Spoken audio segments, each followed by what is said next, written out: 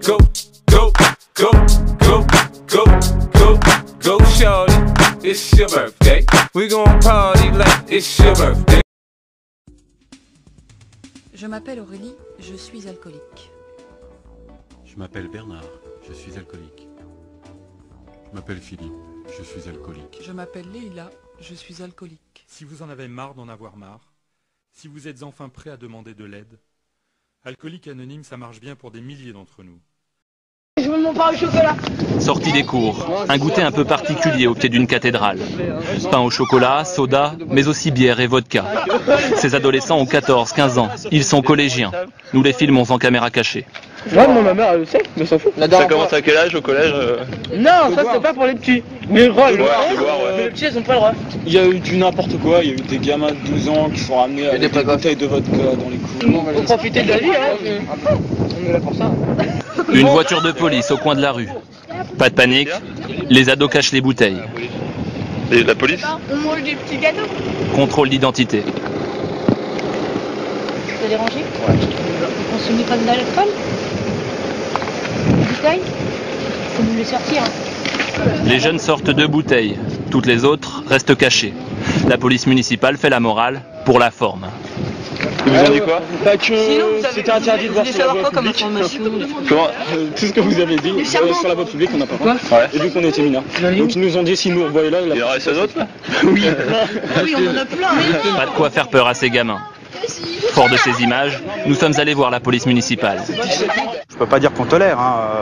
Si nous intervenons, nous faisons cesser l'infraction. Pourtant, nous on a constaté qu'il y avait des jeunes de 14-15 ans qui buvaient de la bière, de la vodka et qui ont été contrôlés par vos personnels. Et, les jeunes peuvent, je dirais, à la rigueur, on peut pas fouiller les sacs non plus, savoir s'il y a de l'alcool dedans. Vous n'avez pas le droit? Non, on fouille pas les sacs. Non. Ceux-là ont 1 ou 2 ans de plus. Ils sont lycéens. Certains sont en seconde, d'autres en première, et même en S, pour l'un d'entre eux, fils de médecin. 80 € d'argent de poche par mois, à la supérette, c'est lui qui paie pour tous les autres. C'est moins cher du supermarché. On n'a rien à faire, on boit une bière, enfin c'est comme ça. C'est-à-dire quoi, vous n'avez rien à faire? Bah, on n'a plus cours, donc je sais pas. C'est normal pour nous en fait. Merci, au revoir. Aussitôt payé, aussitôt caché. Selon la responsable de la supérette, une 60aine d'ados défilent ici chaque jour. Un sac à bière ou un sac à cours? Plus un sac à bière, on va dire. Le matin déjà avant l'école, ça achète déjà de l'alcool. Après c'est fin de matinée et après c'est vers 4h30, 5h. Si on est sûr de leur âge, on laisse partir. Si on n'est pas sûr, on appelle les parents. Et là on leur donne le choix, c'est soit les parents ou la police. Généralement on a les parents. Mais les parents ne se déplacent pas. Désœuvrés, ces lycéens ont pris la mauvaise habitude de sécher les cours. Normalement j'avais l'oral blanc aujourd'hui. L'oral blanc de quoi? Français. Pour le bac. Bah j'y suis pas allé. Et puis ensemble, ils s'isolent dans une voie sans issue, avec pour seule ouverture sur le monde l'illusion de l'ivresse. Non, 3 packs de 24 bières, 72 canettes vidées en 2 heures. Ces ados fument cigarette sur cigarette, jouent avec les capsules des bouteilles, et celui qui perd doit boire cul sec. Franchement, on enregistre ceci. Bah en fait le truc c'est que j'ai des parents qui m'encadrent vachement. Je veux dire, même si je fais la fête genre le mercredi après-midi et le week-end, bah ils m'empêchent de sortir la semaine et ils me limitent vachement au niveau voir mes copains et tout. Ouais non mais en fait lui il est complètement bourré donc je sais pas, c'est normal. Tisha aura bientôt 16 ans. Elle a beaucoup de mal à l'école et ne peut se rappeler les choses les plus simples. Comme des milliers d'autres enfants en Afrique du Sud, Tisha paie l'alcoolisme de sa mère, qui a bu pendant qu'elle l'attendait. J'arrive à écrire mon prénom, mais pas mon nom.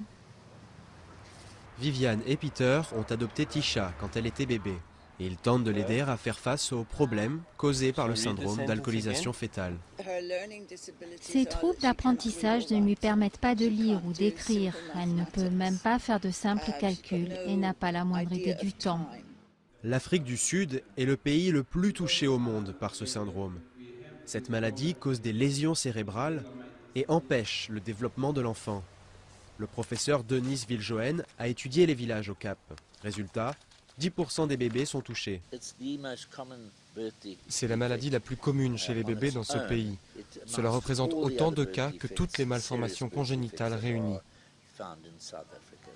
La police accuse les bars clandestins, les shebeen, d'être responsables de cet alcoolisme chez les femmes enceintes.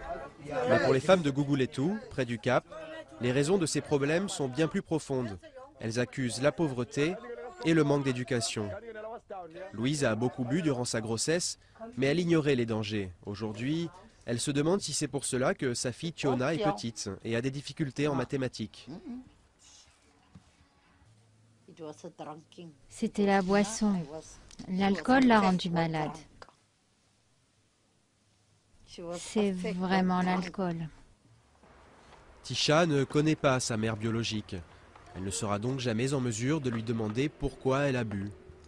Elle, comme tant d'autres enfants, doit apprendre à vivre avec ce handicap, entièrement provoqué par l'alcool.